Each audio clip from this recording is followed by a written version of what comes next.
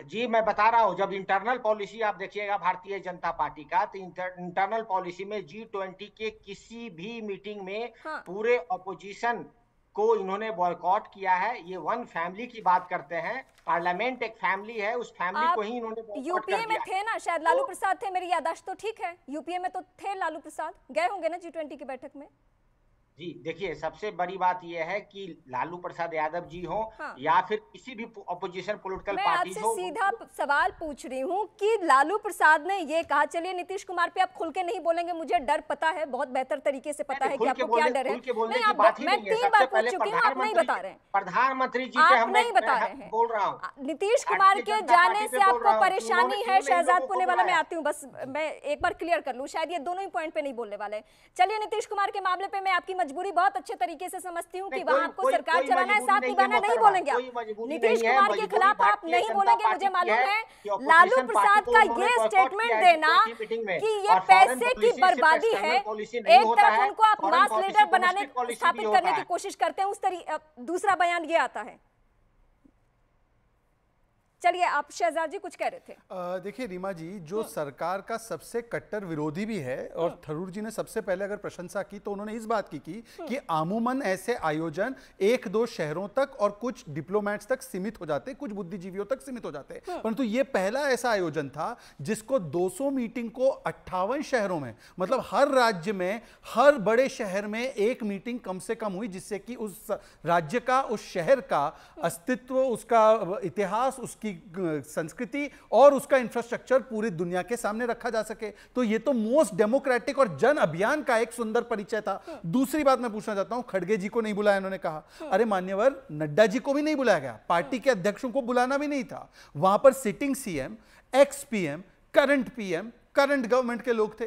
तो बताइए कि इसमें अगर इतना ही बड़ा अपमान किया गया तो सुक्खू जी कैसे पहुंच गए? बताइए कि किस प्रकार से वहां पर हेमंत जी पहुंच गए, स्टालिन जी पहुंच गए। आखिरी एक शब्द शहजाद जी, हाँ मैं आप ही से पूछ रही, वो कह रही हैं कि वो पैकेज लेने के लिए गए थे, हिमाचल प्रदेश की स्थिति खराब है तो पैकेज के लिए बात करने गए थे पीएम से। नहीं, मुझे लगता है कि अगर ये वहां पर तो पैकेज की बात हो ही नहीं सकती थी। प्रधानमंत्री जी जो थे वो दुनिया के राष्ट्रीय, जानना है कि वहां भी पैकेज की बात हो सकती है क्या? वही वहां पे देश दुनिया के राष्ट्रीय अध्यक्षों के साथ अगर सुक्खू जी को लगता है कि वहां पर पैकेज करने की बात करने की का मौका है तो कितनी गंभीरता से इन चीजों को लेते हैं वो भी दिखाई देता है, परंतु मैं उसमें नहीं जाना चाहता। मैं आपको केवल एक उदाहरण देना चाहता हूं। हर्षवर्धन जी बैठे, उनसे पूछ लीजिए। एक समय था कि जब नरसिम्हा राव जी प्रधानमंत्री थे, कांग्रेस के प्रधानमंत्री, उन्होंने कहा अटल हमें बात रखनी है भारत की, यूनाइटेड नेशंस जाकर रखो। अटल जी ने यहां नहीं देखा, वहां नहीं देखा, गए। और आज जो राहुल गांधी विपक्ष की भूमिका की नेता की भूमिका में है, वो जाते हैं और उन पार्लियामेंटेरियन से मिलते हैं जो भारत में इंटरवेंशन का रेजोल्यूशन लाते हैं। ये दोनों में अंतर है। हम तो विपक्ष में ज्यादातर रहे हैं, परंतु हमने कभी देश के खिलाफ नहीं गए, क्योंकि हमें एक व्यक्ति से घृणा थी। ये व्यक्ति की घृणा करते करते देश के खिलाफ घृणा करते, इसलिए उनके लिए इनका हो जाता है। वैक्सीन के खिलाफ जो उन्होंने प्रपंच रचा, जो प्रपंच उन्होंने डिजिटल भारत और डिजिटल इंडिया के खिलाफ, यूपीआई के खिलाफ रचा, ये सारा इतिहास में दर्ज है। उनके ट्वीट देख लीजिए। एक ट्वीट पता है क्या कहा? चांदी और सोने के बर्तन में खिलाया जाने वाला है खाना। मैं आपको उस डिनर की तस्वीर दिखाना चाहता हूं। ये कौन से चांदी और सोने के बर्तन है भाई? ये अखिलेश यादव, ये इस स्तर तक आप गिरेंगे। हर्षवर्धन जी, क्या ये सिर्फ राजनीति करने के लिए राजनीति हो रही है? क्योंकि सबको दिख रहा है कि भारत की छवि अगर आगे बढ़ी है और पीएम मोदी के विदेश नीति की तारीफ अब सिर्फ पक्ष के लोग नहीं कर रहे हैं, विदेशी लोग भी कर रहे हैं और यहाँ के जो एक्सपर्ट्स हैं वो भी कर रहे हैं। तो क्या इस बात से परेशानी है, इसलिए राजनीति हो रही है? मैं आऊंगी सुजाता जी, पहले हर्षवर्धन जी से कमेंट ले लेती हूँ। ये कोई एक जिसको हम कहते हैं कि राजनीतिक मंच था ही नहीं। और जिस तरह का ये राजनीतिक मंच था वो इंटरनेशनल पॉलिटिक्स का था, इंटरनेशनल डिप्लोमेसी का था, जिसमें भारतीय एक तरह से कहें कि आज हम सब के लिए गर्व का समय है। प्रधानमंत्री नरेंद्र मोदी ने ऐसा काम कर दिखाया है जिसको लेकर हर किसी के मन में आशंका थी। और इसमें एक उदाहरण है कि वही शशि थरूर पहले मानते हैं कि हमें एक ज्वाइंट डिक्लेरेशन देखने को नहीं मिलेगा, और उसके बाद जब हो जाता है तो शशि थरूर जी उसकी प्रशंसा करते हैं। लेकिन आप सोचिए कि कांग्रेस पार्टी के भीतर दबाव कितना है कि G20 के प्रेसिडेंट डिनर में जाने पर सुक्खू जी को यह सफाई देनी पड़ रही है कि मैं वहां पैकेज लेने गया था। सामान्य व्यक्ति, जो कोई भी इस देश का नागरिक है, वो जानता है कि ऐसे कार्यक्रमों में, ऐसे भोज के आयोजनों में कोई पैकेज, कोई स्टेट रिलेशन, कोई सेंटर से डिमांड, इसकी बातचीत नहीं होती है। ये डिनर था जिसमें अच्छा, लोगों ये से डिनर भी राष्ट्रपति की तरफ से था, पीएम की तरफ से भी नहीं, ये डिनर भी राष्ट्रपति की तरफ से था। एग्जैक्टली, निश्चित तौर पर इसीलिए मैं कह रहा हूं कि वो एक ऐसा डिनर था जिसमें आप अपने देश का, और प्रधानमंत्री नरेंद्र मोदी जब सत्ता में आए तो वो पहले प्रधानमंत्री थे जिन्होंने कहा टीम इंडिया का मतलब प्रधानमंत्री, उनकी मंत्रिपरिषद के साथ मुख्यमंत्री भी उसमें शामिल हैं।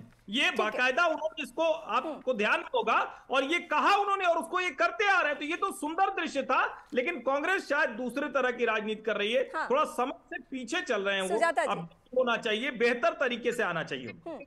आपत्ति है कि आप मॉडरेट कर रही हैं और जो अभी पत्रकार महोदय बोल रहे हैं उनको वो दो बार बोल रहे हैं, मुझे बोलने का मौका नहीं दे रही हैं। क्या फॉर्मेट है?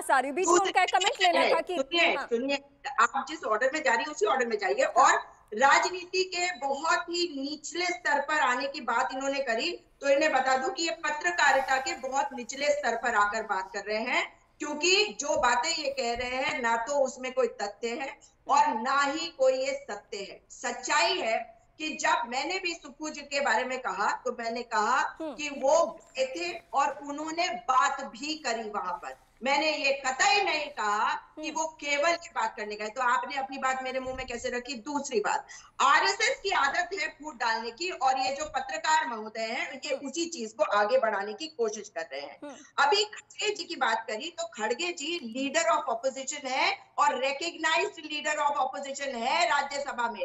अगर सबको साथ लेने की बात आप लोग कर रहे थे तो तुर्की के जो आपने सुनाया था एक वक्तव्य, सुजाता जी, जहां तक मुझे भारतीय परंपरा की समझ है, घर में अगर कोई बड़ा कार्यक्रम हो और अगर किसी को गाहे बगाए अगर ना भी पूछा जाए तो वो व्यक्ति उसमें खलल नहीं डालता है। ये भारतीय संस्कृति है। क्या मैं गलत हूँ? क्या सुजाता जी मैं गलत हूँ? अगर इस बात की नाराजगी थी भी तो क्या 2 सीएम को नहीं जाना चाहिए था? क्या छत्तीसगढ़ और राजस्थान के सीएम को नहीं पहुंचना था वहां?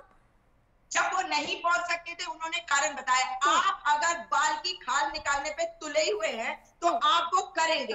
अभी आपने सुनाया, आपने शुरू में चलाया था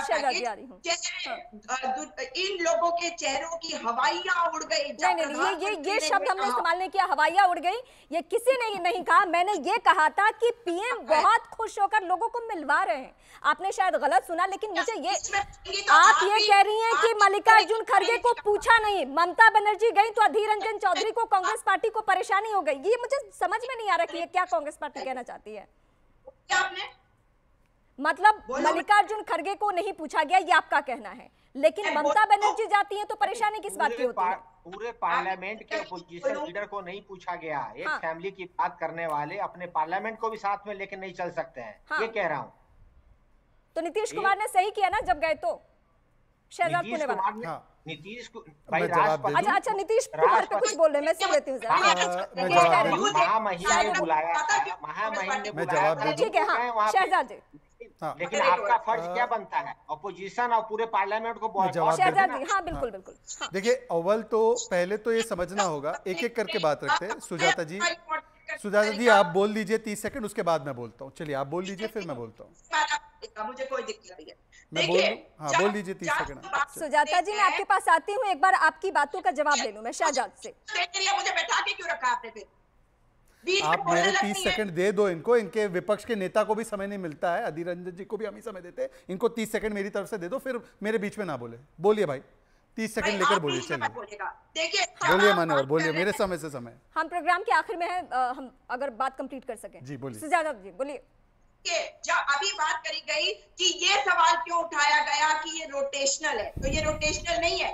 और किसने कहा कि कंसेंसस नहीं होगा? एक किसी नेता का नाम बता दीजिए कांग्रेस पार्टी के जिसने कहा कि कंसेंसस नहीं बनेगा। और आपको याद करा दूं कि शायद तब शहजाद जी, हाँ आपका पॉइंट हो गया, आपका पॉइंट सुन लिया हमने। शहजाद पुनेवाला, गुड निरपेक्ष सम्मेलन हुआ था और शहजाद पुनेवाला, इससे क्या समझ में आता है कि एक तरफ कांग्रेस पार्टी, हाँ मैं एक सवाल दोहरा लूं, एक तरफ कांग्रेस पार्टी मल्लिकार्जुन खड़गे के नहीं पूछे जाने से नाराज है, वो कह रहे हैं कि उनको पूछा नहीं, और ममता बनर्जी वहां जाती है तो परेशानी हो जाती है। पहले तो ये इनविटेशन महामहिम राष्ट्रपति की ओर से गया, तो ये आरोप राष्ट्रपति जी पर लगा रहे हैं कि मतलब कि इतनी संकुचित मानसिकता की हमारी राष्ट्रपति द्रौपदी मुर्मू जी कि उन्होंने खड़गे जी को न्योता नहीं दिया। जो प्रोटोकॉल है उन्होंने उसको फॉलो किया, परंतु सोचिए जहां पर उनके पास न्योता था, मतलब 15 अगस्त के प्रोग्राम में क्या खड़गे जी पहुंचे? और जो रामनाथ कोविंद जी जो आते हैं एक समाज, दलित समाज से, उनकी अध्यक्षता में जब कमेटी बनाई और अधिकृत रूप से अधीर रंजन जी को रखा गया तो उन्होंने उसका बहिष्कार किया। तो यह दिखाता है कि कितना वैमनस्य इनके मन में राष्ट्रपति जी के प्रति भरा हुआ है, क्योंकि वो आदिवासी समाज से आती है, क्योंकि कोई दलित समाज से आता है, ये उनके मन के भाव है। दूसरी बात मैं इनसे पूछना चाहता हूं कि मान्यवर आप ही के नेताओं ने कहा था कि कोई कंसेंसस कुछ नहीं हो पाएगा, जयराम रमेश जी के स्टेटमेंट पढ़ लिया करे भाई, वो ट्वीट करते रहते हैं इन चीजों पर। उन शशि थरूर ने भी कहा था, परंतु सारी चीजें जब हो गई तब भी स्वीकारने के बदले किस प्रकार के सुर निकल कर आ रहे हैं। और ये कहना कि इनका G20, और आखिरी बात मैं कहना चाहता हूं, कई दिक्कत ये तो नहीं है कि पहले आप लोग सपेरे दिखाते थे, नेहरू जी की वो तस्वीर भी है वायरल, और आज सऊदी के प्रिंस को हमने कोनाक चक्र भी दिखाया, नटराज भी दिखाया, भारतीय संस्कृति, विज्ञान, विकास तीनों का परिचय दिया। क्या इसी से परेशानी है? शहजाद जी की ये कार्यक्रम किसी पार्टी का नहीं था, ये भारत का कार्यक्रम था, और अगर भारत का कार्यक्रम था तो पूरे देश का, मतलब 140 करोड़ जनता का कार्यक्रम था। इसका बहिष्कार करना पब्लिक को तय करना है। बहुत शुक्रिया आप सभी का हमें वक्त देने के लिए।